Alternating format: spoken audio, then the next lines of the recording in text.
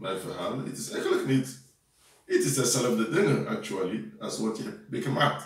Ja. In my situation, I had the mother of my children is Gloria, Gloria Seedorf. She's Surinaams also. You also Surinaams. Yeah. And then we had a relationship. I was living in Hausen. She was also living in Hausen. And Gloria had a difficult situation in the past where her children were taken away from her. Yeah. And when I got to know about that, I took some actions to make sure that Gloria's children were returned to her. So I went ahead and adopted Vincenzo and Arisa, who were Gloria's children. Yes, two out secondary. I adopted them and brought them back to Gloria. So everything was not concluded because there were some procedures, but at least there was hope. But along the line, I discovered that Vincent was being sexually abused by some men of the Yogzor. And I'm saying this thing before the camera so that the whole world will see, because I'm not joking about this. And I've forgotten the name of that man, but I have it on good record somewhere. So I went to the man and tried to talk to him, but he was very, he probably felt, I don't know, he was... Not the gezinsvolk, from Bureau He's the gezinsvolk of Vincent, from the Bureau Yogzorg. And he did that? Yes, he was doing that. So I was pissed off. When I talked to him, he was like, who are you? Who do you think you are? And all this stuff. So I wrote a letter, a petition to the Bureau Yogzorg, which I copied then to the Raad for the Kinderbescherming, asking them to remove that man as a gezinsvoogd and asking them to investigate Vincent's claim that he has been sexually compromised. This is a young man. He was then around 12, 13 years old. En hij heeft gezegd dat hij het is. Yes, he said that. And we also noticed that he wasn't feeling well. He wasn't behaving well. He wasn't acting well. He wasn't walking well.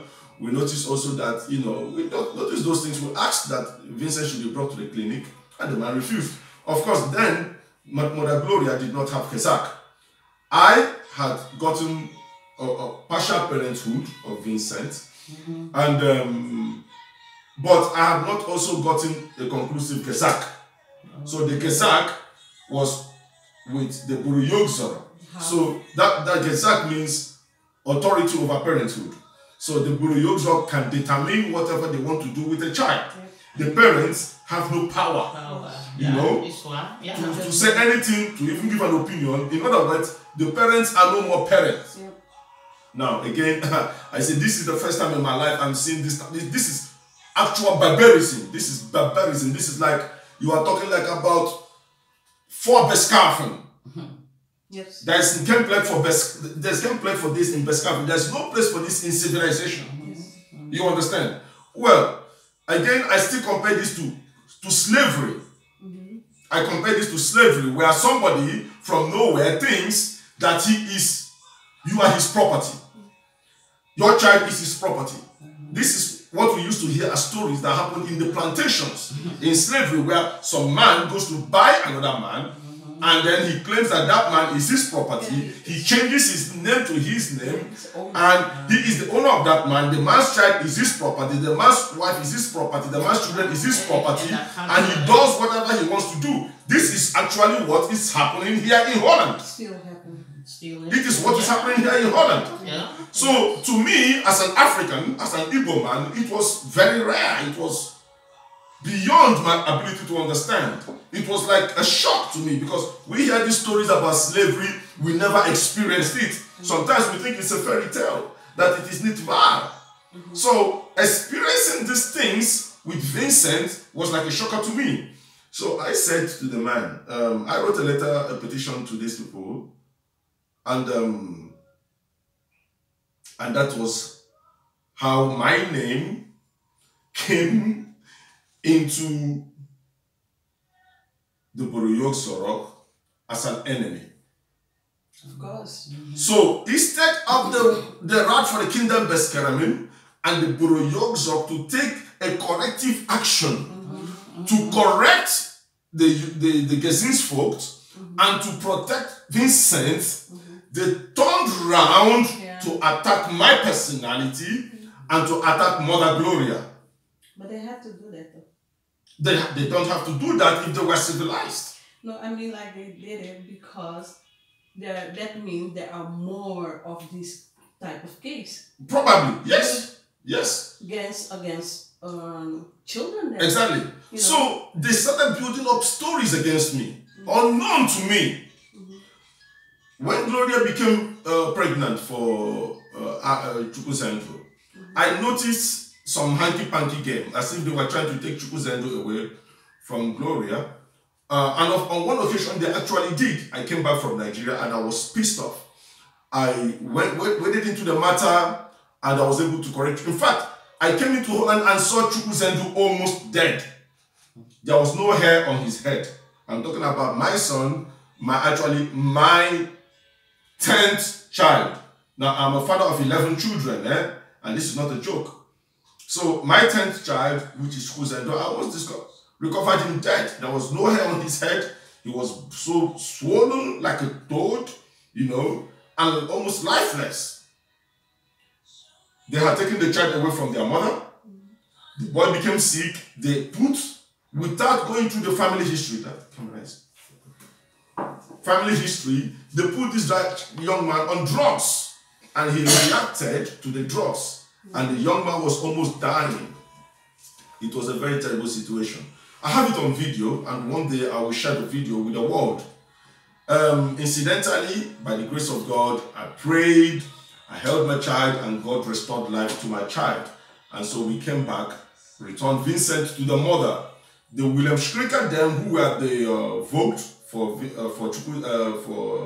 Chukwuzendo, I guess they learned their lessons and they kept away. But it appeared that they did not keep away completely. That they were, when Gloria became pregnant for the second child, you know, it was a very difficult pregnancy. But at the time of birth, she was admitted in hospital, and she had a difficult delivery. She had serious bleeding, and actually at the point, the child was not even crying, was not responding. That is, Chimdima Amen was not responding, and Gloria herself was bleeding heavily. I think the hospital probably abandoned us and think that it's a useless situation. They left. But again, this is where being a God-fearing person comes into play. And I encourage everybody, I encourage all of you that are watching, always to be prayerful. Be prayerful in every adversity. Be prayerful.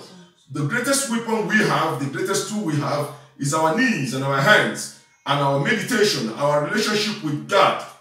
I'm not talking about Christianity now. I'm not talking about Islam. I'm talking about your personal relationship with God. Your prayers matters. Calling upon God and calling upon your ancestors do matter. And that was what I did that day. And life came in. God restored life to my child. Amen. Amen. That is her name too. And God stopped the bleeding on Mother Gloria. In fact, the moment the bleeding stopped, the baby cried. Or rather, the moment the baby cried, the bleeding stopped. And that was it. We stayed for 2 or 3 days in the hospital. On the 21st of July, 2010, we left the hospital. When I drove to Gloria's house, she said, no, I don't want to stay in my house. I want to stay in your house. Well, I don't know. Where she was living to was a pure white neighborhood. So I thought maybe she wasn't very, very comfortable. So we now drove to my house, which was a more mixed neighborhood. of black people, brown people, Africans, Europeans, and everybody, Caucasians, everybody living there in that neighborhood. So we went upstairs. I was in the company of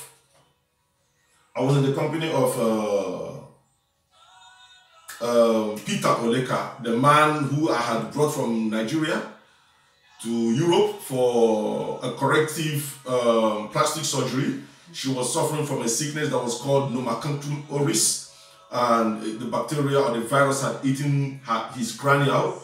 And I met him in Umuahia. He was begging. My spirit was moved, and I thought the Lord spoke to me and said, "You have to save the life of Peter Oleka."